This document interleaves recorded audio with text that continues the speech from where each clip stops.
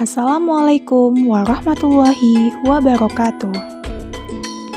Baiklah, kami dari kelompok 9 akan menyampaikan materi terkait bursa efek dan investasi syariah tentang operasional pasar modal.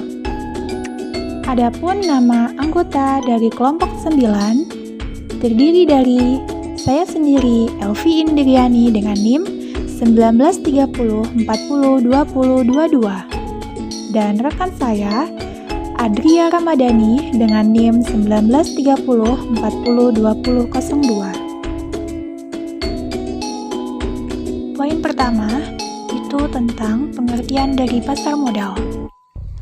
Pasar modal secara umum itu dapat diartikan sebagai suatu tempat bertemunya antara investor atau pihak yang memiliki kelebihan dana dan emiten atau pihak yang membutuhkan dana. Adapun yang diperdagangkan dalam pasar modal itu adalah berbagai instrumen keuangan jangka panjang yang bisa diperjualbelikan, baik itu dalam bentuk surat utang atau biasa kita kenal dengan obligasi, equity atau saham, reksadana, instrumen derivatif maupun instrumen lainnya. Adapun pasar modal syariah itu diartikan sebagai pasar modal yang dalam menjalankan kegiatannya itu tidak bertentangan dengan prinsip syariah. Jadi hampir mirip dengan pasar modal secara umum, tetapi yang membedakannya itu bahwa pasar modal secara umum itu tidak terikat dengan prinsip syariah, sedangkan pasar modal syariah itu sangat berkaitan erat dengan prinsip syariah. Baiklah, selanjutnya untuk poin kedua itu terkait tentang struktur dari pasar modal, di mana di dalam struktur pasar modal itu merupakan gambaran terkait mekanisme kerja dalam sistem pasar modal. Adapun beberapa struktur pasar modal itu yang pertama ada Badan Pengawas Pasar Modal atau BAPEPAM. Adapun tugas yang diemban itu adalah melakukan pembinaan, pengaturan dan pengawasan sehari-hari kegiatan pasar modal serta mewujudkan terciptanya kegiatan pasar modal yang teratur, wajar dan efisien serta melindungi kepentingan pemodal dan masyarakat. Kemudian yang kedua itu terkait tentang Regulatory Organizing (SRO) adalah organisasi yang berwenang membuat peraturan sendiri untuk kegiatan usahanya.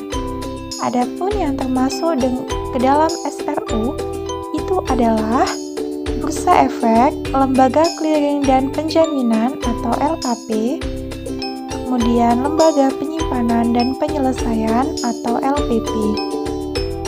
Selanjutnya itu ada perusahaan efek.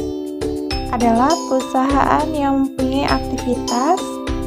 aktivitasnya itu seperti penjaminan emisi efek, perantara perdagangan efek, manajer investasi.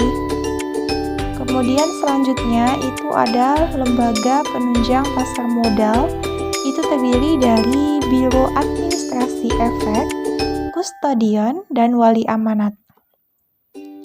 Poin selanjutnya itu terkait profesi penunjang pasar modal, terdiri dari yang pertama, akuntan publik itu memiliki tugas untuk memeriksa atas laporan keuangan perusahaan dan memberikan pendapat. Kemudian yang kedua itu adalah penilai, yaitu di mana pihak yang menerbitkan dan menandatangani laporan penilai. Kemudian ada notaris, berfungsi untuk membuat berita acara. Kemudian selanjutnya konsultan hukum bertugas untuk melakukan pemeriksaan secara menyeluruh dari segi hukum dan memberikan pendapat dari segi hukum terhadap emiten dan perusahaan publik.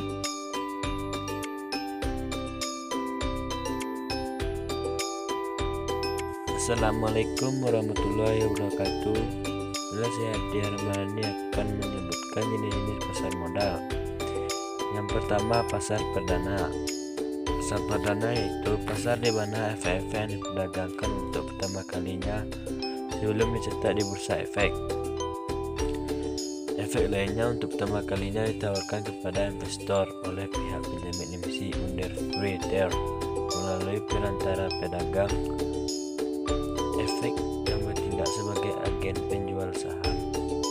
Proses ini bisa disebut dengan penawaran umum perdana initial public offering atau bisa disingkat dengan IPO. Harga saham yang dijual pertama kali ditentukan oleh perusahaan atau emiten dan penjamin emisi yang didasarkan pada analisa fundamental perusahaan. Namun hasil penjualan sahamnya akan masuk sebagai modal perusahaan yang biasanya akan digunakan dalam perluasan bisnis dan menambah aset dan juga membayar hutang. Untuk jenis pasar yang kedua itu adalah pasar sekunder, merupakan pasar dari efek yang telah dicatatkan di bursa, atau dengan kata lain, pasar sekunder merupakan tempat investor dapat melakukan jual beli efek setelah efek tersebut dicatatkan di bursa sebagai kelanjutan dari pasar perdana. Dan dari pasar sekunder ini itu ada jenis-jenisnya lagi, ada beberapa. Yang pertama adalah pasar reguler, di mana pada pasar ini itu digunakan untuk transaksi saham sehari-hari. Maksudnya bagaimana? Maksudnya, transaksi saham di pasar reguler itu merupakan mekanisme tawar-menawar yang berlangsung secara terus-menerus selama periode perdagangan. Maka, boleh dibilang harga saham bisa berubah terus setiap waktu, karena penawaran itu akan terus berlanjut selama periode perdagangan itu. Kemudian poin selanjutnya terkait jenis-jenis dari pasar sekunder itu ada pasar negosiasi. Adalah jenis pasar yang transaksi sahamnya itu tidak seperti proses yang pada umumnya gitu. Kan biasanya pada umumnya di pasar negosiasi juga ada tawar-menawar, tetapi tidak dilakukan di Bursa Efek Indonesia, melainkan tawar-menawarnya itu dilakukan secara pribadi, tetapi walaupun secara pribadi itu tetap dalam pengawasan bursa. Satuan perdagangan di pasar negosiasi ini menggunakan satuan lembar atau slot. Kemudian poin selanjutnya terkait jenis-jenis dari pasar sekunder itu ada pasar tunai, di mana dalam pasar ini itu jenis pasarnya itu hampir mirip dengan pasar reguler, tetapi berbeda pada sistem pembayarannya. Mekanisme penyelesaian transaksi di pasar tunai ini itu menggunakan standar T+0 atau hari itu juga, dan hanya di sesi 1. Maksudnya, pasar tunai biasanya digunakan untuk menyelesaikan kegagalan anggota bursa dalam memenuhi kewajibannya di pasar reguler dan pasar negosiasi. Kemudian untuk poin selanjutnya itu terkait pembahasan kegiatan dalam pasar modal. Ini ada skemanya, jadi bisa kita lihat sama-sama dalam skema ini bahwasanya kegiatan dalam pasar modal itu ada 4. Yang pertama, penawaran umum. Yang kedua, perdagangan efek. Yang ketiga, perusahaan publik berkaitan dengan emisi efek. Dan yang keempat adalah lembaga dan profesi yang berkaitan dengan efek. Kemudian kita akan membahas satu persatu supaya lebih jelas. Itu yang pertama ada penawaran umum, di mana dalam penawaran ini itu kegiatan penjualan efek yang dilakukan di pasar perdana. Penawaran umum ini adalah kegiatan penawaran efek yang dilakukan oleh emiten untuk menjual efek kepada masyarakat berdasarkan tata cara yang diatur untuk menjual efek kepada masyarakat berdasarkan tata cara yang telah diatur dalam peraturan pasar modal, yaitu peraturannya itu terdapat pada pasal 1 nomor 15. Kemudian kegiatan yang dilakukan oleh pasar modal yang kedua itu terkait perdagangan efek, di mana dalam perdagangan efek ini terjadi transaksi jual beli efek yang dilakukan di bursa efek yang merupakan transaksi di pasar sekunder, seperti yang dijelaskan yang macam-macam pasar tadi. Kemudian kegiatan perdagangan efek di pasar sekunder itu berbeda dengan kegiatan penawaran umum di pasar perdana. Perbedaan yang mendasar selain pada karakter dasar dan mekanismenya, juga pada para pihak yang terlibat di dalamnya. Perdagangan efek di bursa dilakukan setelah efek tersebut dicatat atau listing dan dilakukan di antara para investor. Kemudian untuk penjelasan kegiatan yang ketiga dari pasar modal itu adalah terkait kegiatan yang berkaitan dengan perusahaan publik.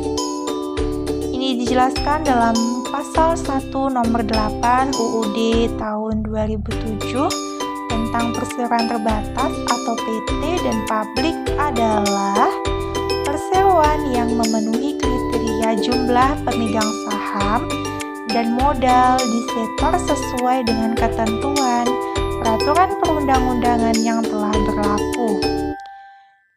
Kemudian untuk poin keempat terkait kegiatan dalam pasar modal itu berkaitan dengan lembaga atau profesi berkaitan dengan efek, di mana di dalam pasar modal itu terdapat banyak lembaga dan profesi yang berkaitan dengan efek, baik itu lembaga yang memberi bantuan, kontribusi penting bagi kegiatan penawaran efek di pasar perdana maupun pada perdagangan efek di pasar sekunder. Lembaga dan profesi ini antara lain perusahaan efek atau penjamin emisi efek, perantara perdagangan efek, manajer investasi, dan masih banyak lagi. Baiklah, sekian dari pembahasan materi dari kelompok 9 tentang operasional pasar modal. Apabila ada kata yang salah, kami mohon maaf. Kami sudahi dengan wassalamualaikum warahmatullahi wabarakatuh.